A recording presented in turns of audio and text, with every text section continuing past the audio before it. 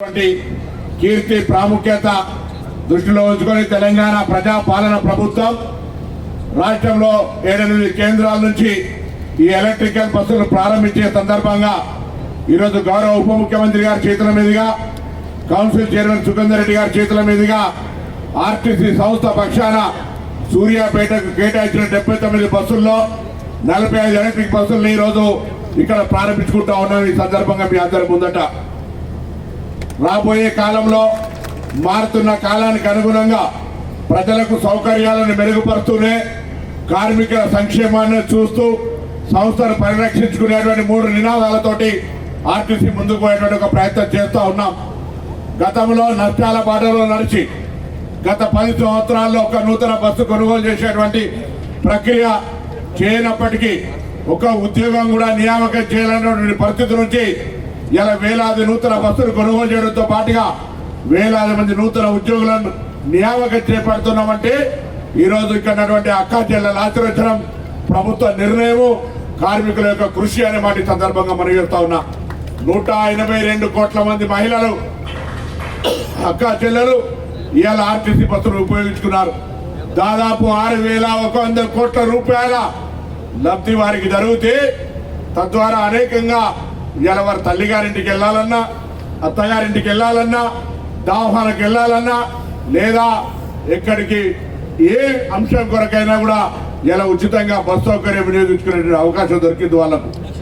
ఇలా పుణ్యక్షేత్రాలకు శంకరనాయకు చెప్తారు, పుణ్యక్షేత్రాలకు గతంలో ఏదైనా మొక్కుంది పోవాలంటే దానికి కొంత ఖర్చు లెక్క అంది చూసుకునే పరిస్థితి ఉండే. ఇలా మొక్కుకుంటే వెంటనే పోయి మొక్కు తెచ్చుకొని వచ్చేటువంటి దేవాలయం దగ్గర రష్ చూస్తే ఆ విధంగా కనబడుతున్నటువంటి పరిస్థితి.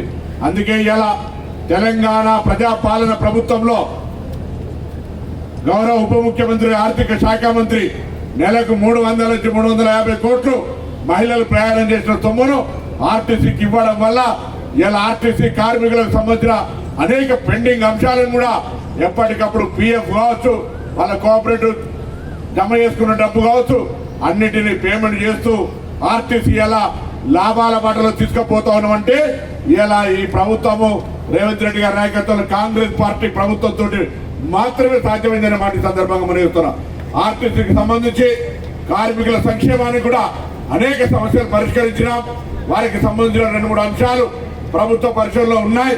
వాటిని కూడా ఎక్కడ కూడా, ఎందుకంటే కార్మికుల సంక్షేమం వాళ్ళు చేస్తున్న కృషిని గుర్తిస్తూనే ప్రయాణికులకు సౌకర్యం మెరుగుపరుస్తూ ఈరోజు ఆర్టీసీ సంస్థను పరిరక్షించుకుంటూ ఈ 3 స్లోగన్స్ మీద కాంగ్రెస్ ప్రభుత్వం ముందుకు పోతుందనే మాట మనం చేస్తా ఉన్నాం. ఈరోజు ఇక్కడ 45 బస్సులు ప్రారంభించుకుంటా ఉన్నాం. అవన్నీ కూడా చుట్టుపక్కల వాటితో పాటుగా హైదరాబాద్ దాకా కూడా ఈవీ బస్సులు వెళ్తాయి. త్వరలోనే నల్గొండ కేంద్రంలో కూడా ఈవీ బస్సులను ప్రారంభించుకోబోతా ఉన్నాం. హైదరాబాద్లో ఉన్నాయి, నల్గొండ, ఖమ్మం, కరీంనగర్, సూర్యాపేట, వరంగల్, ఈ విధంగా అనేక కార్యక్రమాల లోపల ఈ బస్సులు నిజామాబాద్తో సహా ప్రారంభించుకున్నాం. మీ అందరికి ఒకటే విజ్ఞప్తి చేస్తున్నాం, ఆర్టీసీ అంటే ఇది ప్రజలది, ప్రభుత్వాన్ని. దీన్ని పరిరక్షించుకుంటూనే ఆర్టీసీకి సంబంధించి చాలా జాగాల్లో ఇప్పుడు వస్తూ ఉంటుండే కూడా చిట్యాల్లో అక్కడ గ్రామీణ ప్రాంతాల్లో బస్సు కావాలి. గతంలో ఉండే 10 ఏళ్ల కింద మళ్ళీ ఇప్పుడు బస్సు పునరుద్ధరించబడ్డా ఉన్నారు. శాసనసభ్యులు గతంలో బస్సు కావాలని అడిగేవాళ్ళే లేకుండే, ఇప్పుడు ఎక్కడికి వెళ్ళినా బస్సు కావాలని అడిగేటువంటి పరిస్థితులలో నూతనంగా బస్సులు కొనుగోలు చేయడం, నూతనంగా నియామకాలు చేపట్టడం, ఈ విధంగా అనేక రకాలుగా తెలంగాణ ఆర్టీసీ ఇలా ముందడుగులో ఉంది, ముందుకు పోతా ఉన్నామనే మాట సందర్భంగా మనవి చేస్తూ మరొకసారి సమయం కాలాతీతమైంది, ఆలస్యమైంది కాబట్టి వేదిక మీద పెద్దల్ని ఎవరిని కూడా మాట్లాడించలేకపోతా ఉన్నాం. మరి ఏమనుకోవద్దు అనే మాట సందర్భంగా అర్థం చేసుకుంటాం.